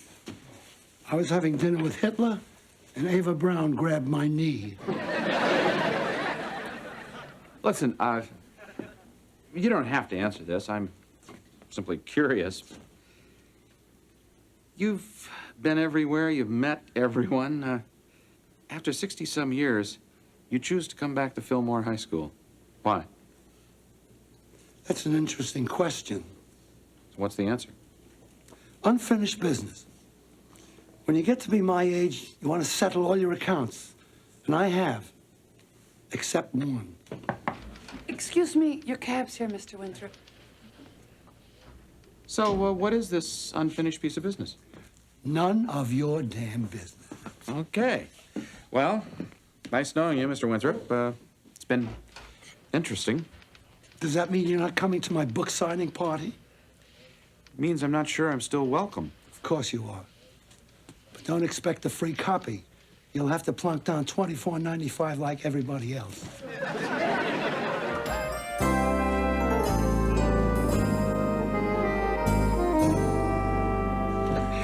Thank you for coming, Ben. Hi. Oh, hi. It's not a bad turnout, huh? Yeah. Where's the photographer? Oh, I was hoping to see some of the IHP kids here. Please, we've done enough to upset Winthrop. I don't want this to turn into a rerun of Geraldo. So, you decided to come. Oh, well, you know me, Mr. Moore. I like anything that has to do with books. And you know me, Mr. Moore. I like anything that has to do with Simone. You sure that's why you decided to come? Hi, Mr. Moore. We just happen to be in the neighborhood. Oh, what a surprise, yeah. Great. I think you're in time to hear Mr. Winthrop read from his book. Oh, great. We made it. Thanks. And then there was the time you changed the date on my watch. I was the only kid in school that Saturday. Maybe Maria's right. Maybe I am still angry with you. Go ahead, Arvid. Get it all out. Maybe I will. Maybe I want to get back at you for all those years of practical jokes. The dribble glass, the kick me sign, the electric toilet seat. Oh, and the time you put a mousetrap in my pocket protector. Are you finished? Yes. Are you sure? Yes. Would you like to get off my foot? Oh, sorry. What are you hooligans doing here? Read the sign. This is a bookstore, not a bowling alley. Mr. Winthrop, I'm sure we'd all love to hear you read from your book. As my old friend Milton Friedman said, there is no such thing as a free lunch. Now that you've had your wine and cheese, you'll have to pay for it by listening to me. Here's one of my favorite passages. I was in Paris when Lindbergh landed. He could never stand missing one of my dinner parties. But my Marlin was 10 pounds heavier than Hemingway's. After that, Papa never sent me another Christmas card.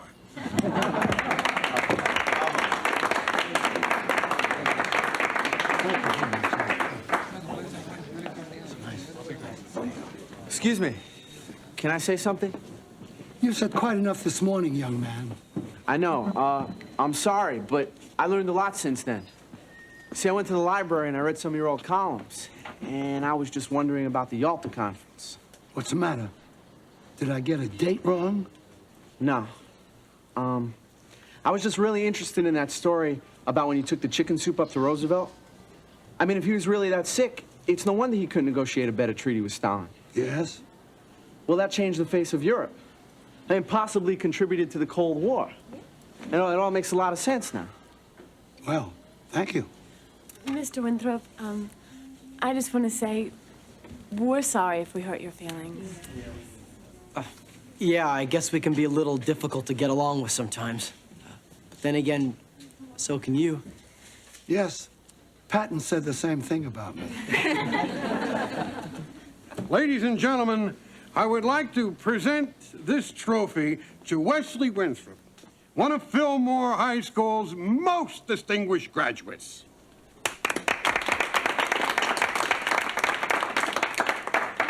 Well, as long as we're telling the truth is, I never did graduate from high school. Great. There's $20 down the drain. Here's a book. You owe me 5. You see, I left school when I was 15. I lied about my age and went off to fight in France, and I've been moving around ever since. I have packed 10 lifetimes into one. But I still regret that I never graduated high school. I know it's silly, but I've always felt insecure. You were right, Charlie. And I always felt a little like an imposter. I promised my mother I would go back and get my diploma, and I never got round to it. So I'm afraid I'm not able to accept this. I'm sure with all of Dr. Samuel's connections down at Trophies R Us, you could get this changed to read Fillmore High School's most distinguished honorary graduate.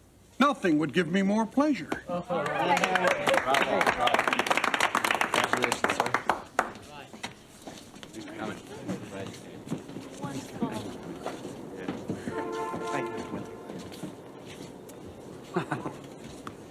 Listen, It has been interesting. I wanted to tell you, you're welcome to come back to my class anytime. Thank you. Just one thing.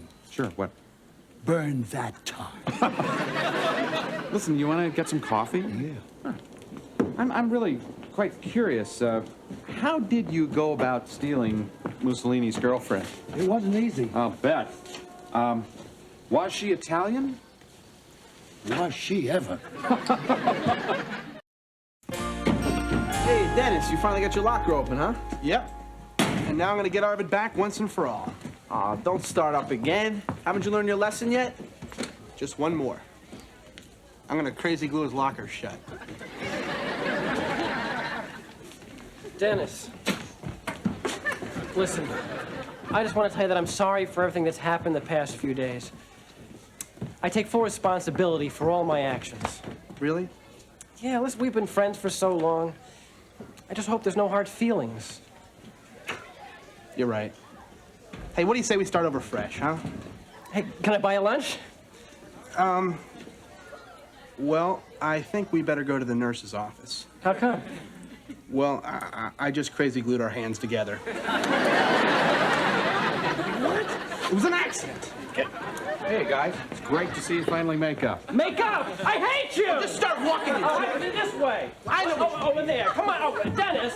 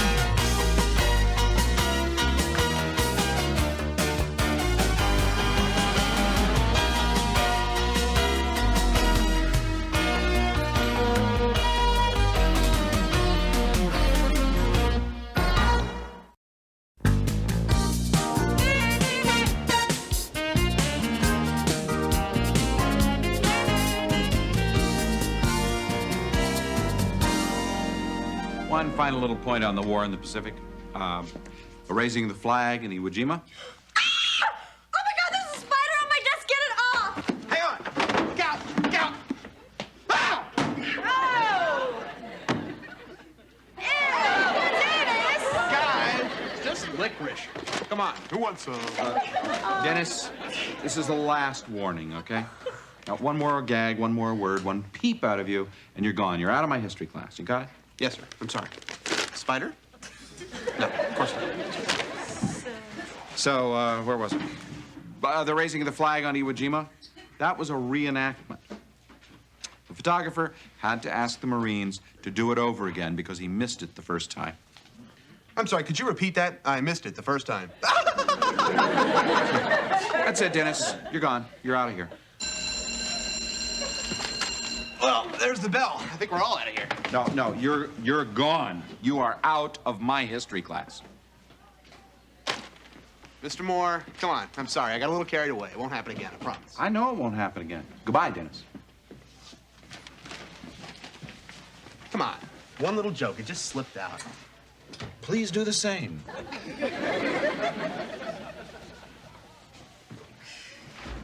Well, you sure put a scare into him, Mr. Moore. You know, it's about time. I can't wait to see him come back with his tail between his legs. No, he's not coming back into this history class. You're not really busting him from the IHP, are you? You're just teaching him a little lesson, aren't you? Look, Dennis is out for your good. He's out for his good. He's out for good.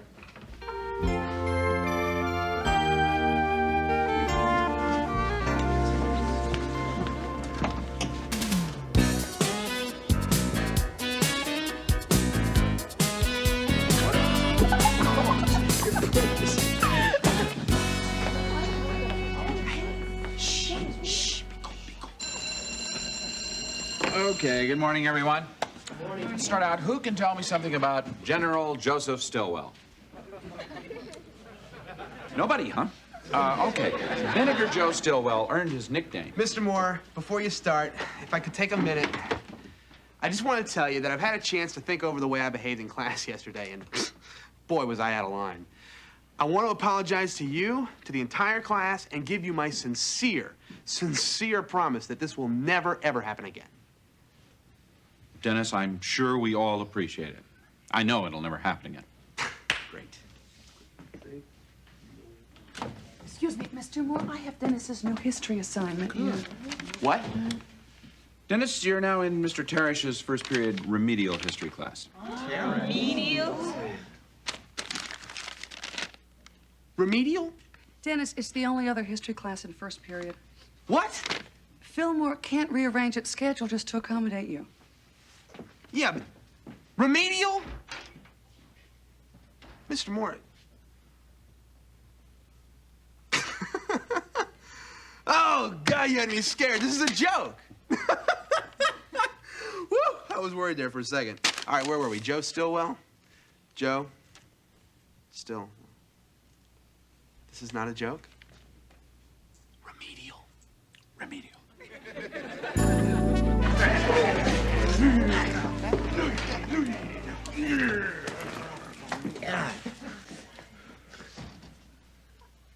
Well, what have we got here? Wrong classroom. Gotta go. Not so fast, Bozo. The name's Dennis. Whatever. Hey, guys. You know, I've never even seen an IHP nerd up this close before. You're actually kind of funny looking. Thank you. I know him. He's a friend of Arvid's. Rhonda, hi. Let's have lunch. Could you ask your friend to back off, please? I said I knew you. I didn't say I liked you. Oh, Jeff, right? Remember me? Dennis Blunden? I was your peer counselor? Oh, yeah, dude. You're the one that gave me the advice about not cleaning up my room. Yeah, how'd that work out? Not so good. I'm living in the car now. Okay, well, I bet you can play the radio as loud as you like, right? Tiny, let him go, or it's you and me in the streets after school. No problem, TJ. I was just, having some fun with him, you know, so. Well, Lord, how the mighty have fallen. Imagine Big Baby Blunden on the planet Remedial. TJ, know I'm in trouble when I'm happy to see you. Can the wisecracks and do what I say? You might get out of here alive. Okay, thanks for the advice. Blunden, get off my desk. Oh, I forgot to tell you, don't sit on his desk. Thanks. Morning, class. Can't hear you. Good morning, Mr. Terrace. Still can't hear all of you. Blunden, now that you're in my class, you will do what my class does, got it? So I should move my lips when I read? Make a note of the time, class. Dennis Blunden just made his last wise guy remark in this room. Okay. Now, what were we studying yesterday? Bates. Bates! What? Forget it. Just stick with the video games. There's a great future in it. TJ. The American Revolutionary War. Right. And who were we Americans fighting? You, scum. Scum, come on, I'm talking to you. What are you, deaf? Hey, come on. The guy may not be the brightest guy in the world, but let him have some dignity. Scum is his name. Not anymore. I changed it again. What is it this week? Scab. Okay. Scab, who were the Americans fighting? The commies? The British. Who were the Americans fighting? The British. Who? The British. Who? The British. Good. Well, I'm confused now. I thought we were fighting the English. Call security. Somebody stole his brain. So, tell us, Mr. Blunden, why were we fighting the British? Why? Well, in the words of Samuel Adams, resident and patriot of the Commonwealth of Massachusetts. Forget that. In here, we keep it simple. We were fighting the British because they put a tax on tea. Got that, class? A tax on tea. That's right. Wait, we went to war for a tax on tea? Right. I thought we went to war for a tax on Pearl Harbor.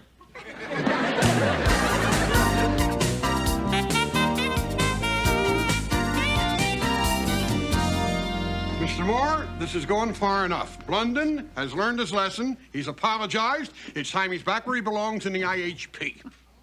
Thank you, Dr. Samuels. I'm sorry, Mr. Moore. I didn't want to have to call in the big guns, but, you know, guys got to do what a guy's got to do. Exactly. That's why this guy's got to send you back to remedial history. You can't do this. I'm the principal. No, I'm the teacher. Read the rule book. Better hurry, Dennis. Mr. Teresh hates tardiness. Dr. Samuels, are you going to let this glorified substitute push you around? Stand up to him. Don't be a worm. Sorry. You heard, Mr. Moore. Mr. Teresh hates tardiness.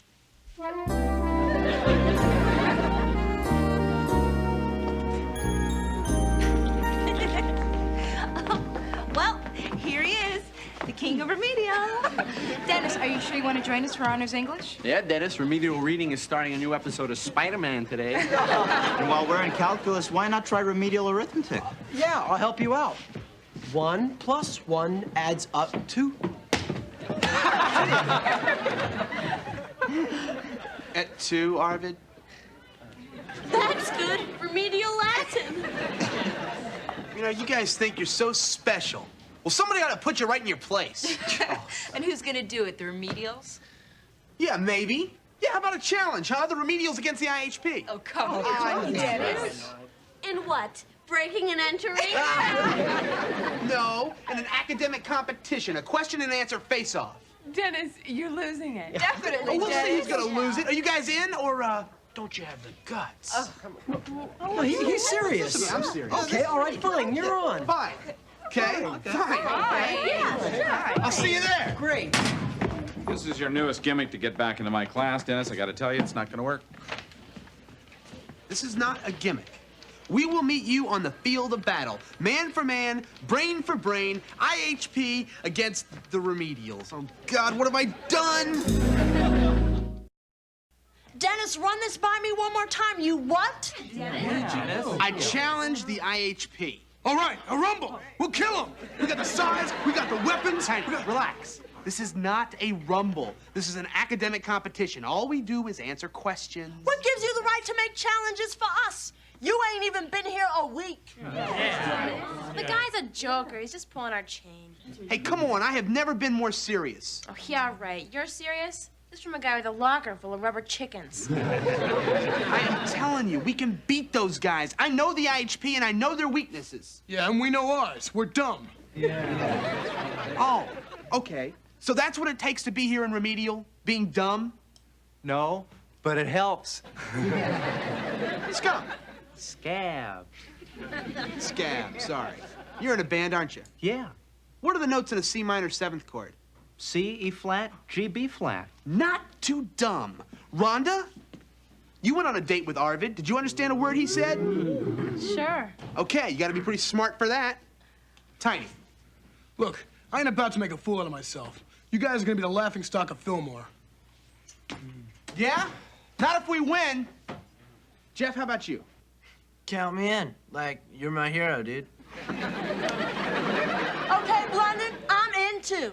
Okay, is that everybody? Okay, we're in. We're gonna do it. Just tell us what to do, man. Okay, all right, just listen. The first thing we gotta do is pay attention and listen to Teresh. I don't know if I can get into that, man. Hey, come on, I know the guy's a jerk, but we need him. He's got a master's in history. Okay, we'll try it. Everybody understand? We show Teresh respect. Enthusiasm, huh? Morning, class. Good morning, Mr. Teresh. All right, what's going on here? Nothing, sir. Yeah, we're ready to learn, Mr. Teresh. That's right.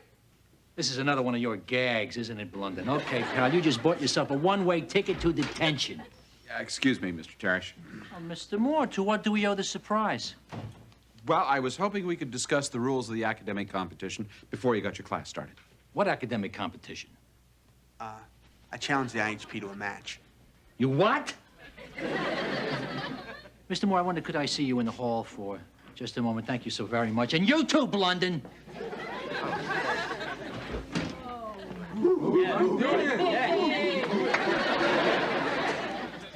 Hey, let's, come on, hey. I don't think I don't know what's going on here, Moore. This is all a setup for you to humiliate me in front of the school, right? Look, Mr. Teresh, this was Dennis's idea. Absolutely. Oh, well, now I get the picture. You threw Blunden out of your class so he'd wind up in my class so he could get my class to challenge your class, right? Right. And I'm the one that ordered the 14 pizzas for you last Halloween. You put me on now, right? Don't think I didn't know that. Look, we'll make it a fair contest, okay? We limit the number of questions, and we choose a subject of which both teams could have equal knowledge. Like what, the ABCs? Well, I was thinking of the Revolutionary War, say the Battle of Saratoga. Yeah! I did my master's thesis on the Battle of Saratoga. I know that. What's the catch? There's no catch, Frank. Look, you're an expert, so all you have to do is teach the kids in there what you know. Come on, Coach Teresh, give us a chance. They want to learn. I don't believe it. They said good morning to you real nice, didn't they? And they didn't even mutter anything under their breath. That's true. Of course, it's frightening to you, Frank. Why not? Okay, Moore, you're on. All right! Come on, Blunden, we got work to do.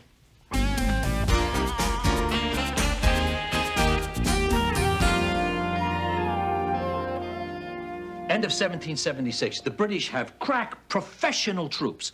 All we've got are small detachments of volunteers and Washington's little army hanging on by its teeth down in Pennsylvania. Does that remind you of anything? Yeah, the Americans are the remedials and the British are the IHP, right, dude? You got it.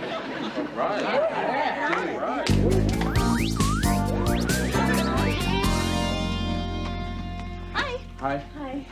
Well, where is everybody? I thought we'd scheduled at least one practice. Oh, well, some of them felt they didn't need it.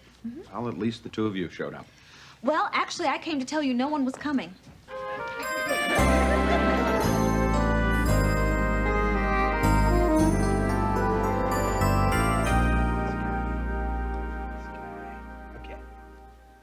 Ready! Aim! Fire! Okay, General Gates, you got us this time. Now all us British can do is retreat. But where do we retreat to? Freeman's Farm. Great. Remember that. Now, let me show you one thing about the Hessians. Tiny, we need you over here. What are you doing? You're playing commando. You got a problem with that? Yeah, I got a problem with that. The Revolutionary War is a lot more exciting than some stupid video game. Well, it is! Forget it, Blunden. You're wasting your time with him. Well, maybe he ain't. So who's supposed to zap who here? Hi,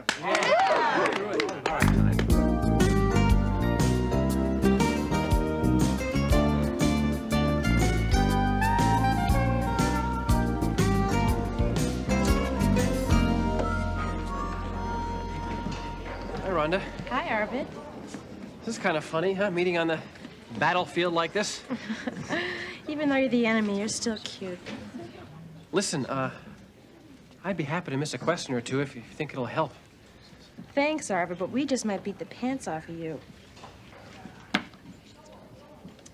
Okay, the IHP against the remedials. This shouldn't take very long.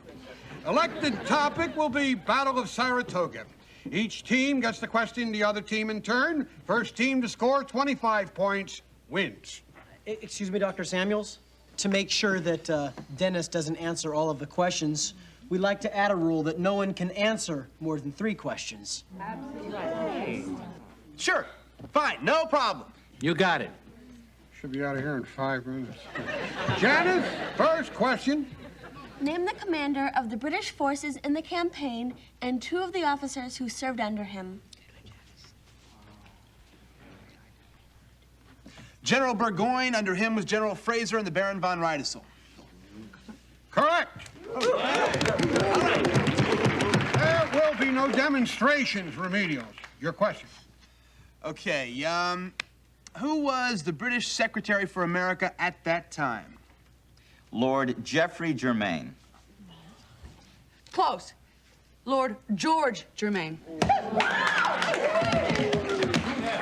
This is gonna be tougher than we thought.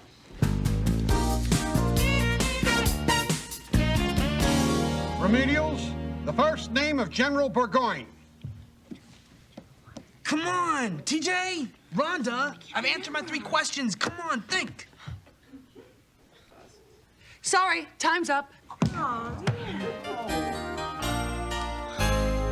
Bemis Heights. Yes. 100 miles, 128 guns captured.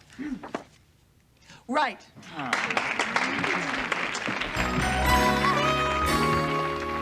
Brigadier General Simon Fraser. Correct.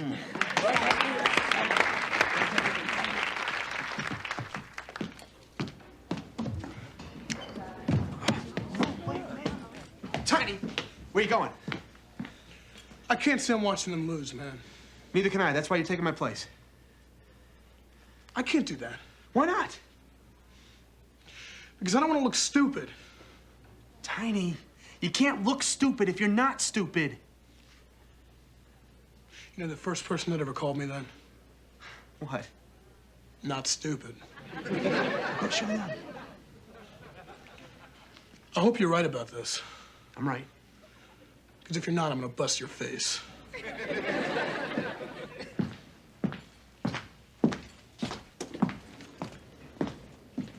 Everything okay? I just hope he's not stupid. Tiny, what are you doing here? I'm taking Dennis's place. Are the remedials ready? Yes! The IHP question? Describe General Gates' strategy for the final assault on the British. I'll take this one. All right. You gotta visualize the entire thing like a giant video game. I'm General Gates. Now, first I hit them so that they retreat to their stronghold at the Belcarries Redoubt. And that's 5,000 points. If I try to go directly after them from there, I blow it. Out of the game. Gone. I've got to move to the north against the Bryman Redoubt. If I get away with that, that's another 5,000 points. Now I've got my artillery. And it's goodbye Freeman's Farm. 50,000 points, end of game. He's right.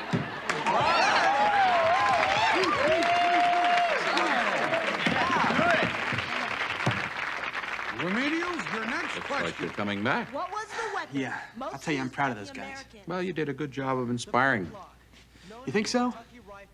I'll tell you, Mr. Moore, you don't know what it's like trying to teach a bunch of disruptive, wisecracking, loudmouth kids. I guess you do. I think you just made a breakthrough, Dennis. Yeah? You think enough of a breakthrough to let me... No. No, I didn't think so. Well, you wouldn't want to come back now anyway. I wouldn't? No. And leave what you started here? I mean, if you walked away from them now, you know they'd start backsliding. Yeah, you're right. You're right. So, you think one more week in remedial would be enough to stop the backslide? I think at least 2 more weeks. Yeah, right. Right. That's what I was thinking, too. 2 more weeks. Wouldn't want to see all my hard work go to waste. Thank you.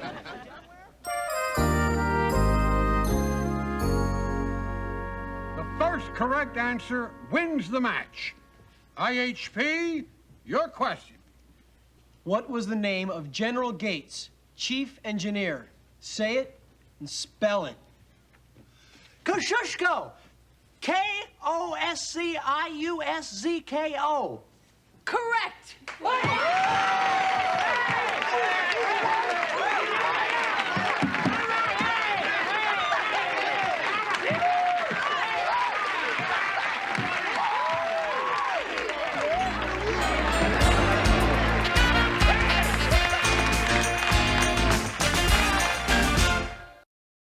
Congratulations, Frank. Thanks, Charlie.